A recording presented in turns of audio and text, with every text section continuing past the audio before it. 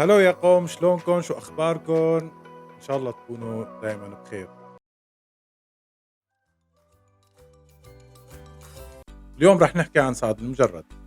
سعد المجرد كلياتنا بنعرف إنه انحكم 6 سنين بفرنسا بسبب قضية، نعم يا سادة، قضية اغتصاب.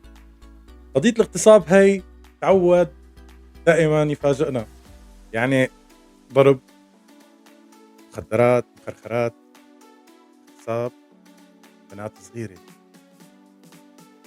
مو مشكلة هذا كلّياته، نحن بالنسبة لإلنا يعني هذا شخص، كل واحد بيتحمّل نتيجة غلطه، ولكن المشكلة وين؟ التعليقات اللي عم تيجي مناصفة لإله إنه هو غلط، الإنسان بيغلط.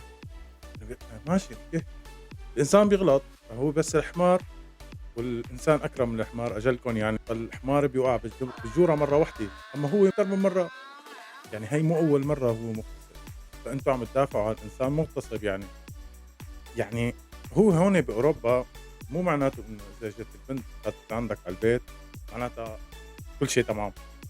عم تفهموني؟ الموضوع زاد عن حده. أنتم عم تدافعوا عن مين؟ بترضاها على أختك؟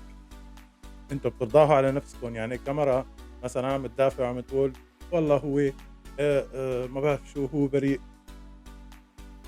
بريء من شو؟ إذا هو اعترف، يعني اعترف إنه هو تمام كان شربان وما كان بوعيه يعني.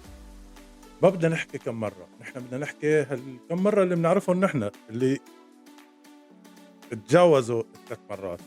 أول مرّة كانت بال2015 بالمغرب، تمت حالة الاعتداء، مشى الحال، راحت، تمام. هلأ أنا ما بدي من المتابعين تبعوته ييجي لعندي لهون ويسلخوني بالتعليقات ويقولوا لي أنتِ وأنتِ وأنتِ وأنتِ، لأ، أنا طالع لأقول يعني رأيي. حذاري يا شباب، حذاري، حذاري من إنه نشيل الزبالة ونحطها فوق رؤوسنا ونقول هي نجم، هذا نجم.